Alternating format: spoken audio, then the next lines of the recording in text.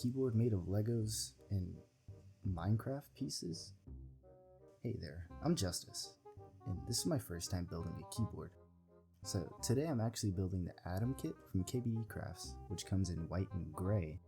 The base kit starts at $100, and the bare bones kit starts at $60. I've never really liked Legos, so we'll just have to see where this goes.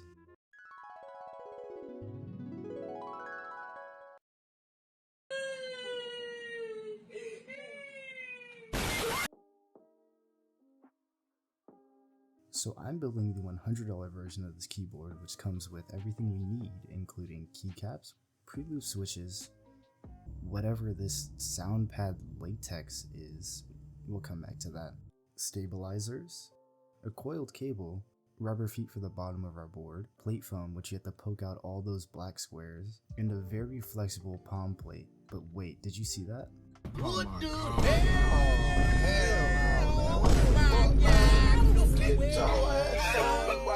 Yeah, that plate is crazy, but now we got our PCB, which we'll talk about later, our pour-on gaskets, a switch and keycap holder, and of course the Legos, which we'll need to build it out of. But why is it in two pieces? Did I already break it?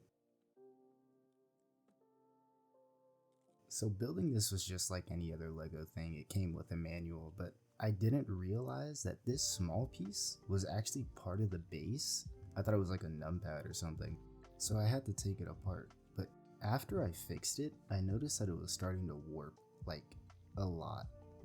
And even after I added a little bit more onto the case, it was still popping up when I tapped on one side of the case, so I was getting a little sketched out. And hold on, pow, movie magic, oh my god. But even after I finished the case, mostly, like, it was still a lot of warp in it, so it had me a little worried that I need to send it back, but it eventually sorted itself out. And here's me putting the last piece in, and the Lego part is done. But wait, remember how I said we'd come back to this sound pad latex box? Well, this box actually has our case foam in it. And now I know what you're thinking. Yes, these little squares are actually our case foam. Just like with the gaskets and the plate foam, you have to pop out these little circles, and now the rubber feet, but they're just rubber feet. So we'll just do all 6 quickly and just move on from them. And as a Lego enjoyer, I had a lot of fun building this case, and despite like the lines that you see in all Lego products, it came out to be an overall pretty sleek and clean build, honestly, besides this cleared 2x1. Finally we get to our PCB, and it's actually 5-pin hot swap with south-facing LEDs, so it means less compatibility issues for beginners and stuff, but it's only ANSI compatible. And right at the bottom we have the KBDcraft logo as well as Atom written on the bottom in Japanese. But next we're on to our stabilizers, which come unlubed, so we need to do the lubing ourselves. No! Which come unlubed. So when I first opened the box, I thought these were screw-in stabs, but they're actually plate mount, like clip-in stabs. And I didn't know that, so I just put them on the PCB. Next we get to our switches, which are actually really light 40-gram linears, which come pre-lubed, so they save us a lot of time, money, and effort here, but also just makes the installation more beginner friendly. But I thought the stabs were bad, but I struggled with these switches, like, a lot. Oh, I think that's going in. Huh? What?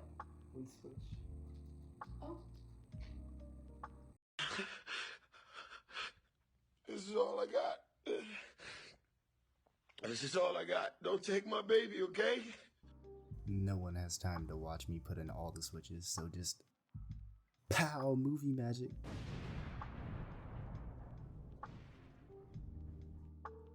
Anyway, after switches are supposed to come keycaps, right? Well, yeah, but no.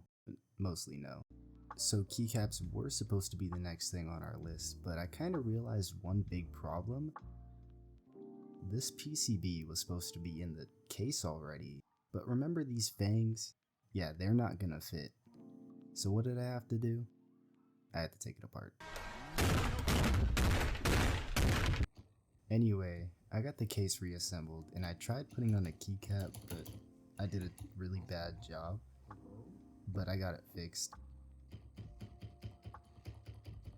And look at this movie magic, man. I'm so good at it. After I finished putting on the keycaps, I plugged it in and I tried to use it, but it wasn't working. But I just didn't plug it in all the way.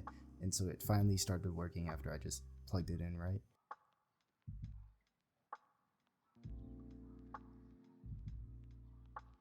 Overall, this was a really enjoyable and simple building experience for a beginner like me. The $100 price point of this full kit makes it a really affordable gateway into the world of custom keyboards. It's also compatible with QMK and VIA, which makes it really easy to configure. Like, look at all these preset lighting modes. The clear top housing of the switches and the white colorway of this keyboard makes it so the RGB glows really well, especially in the dark.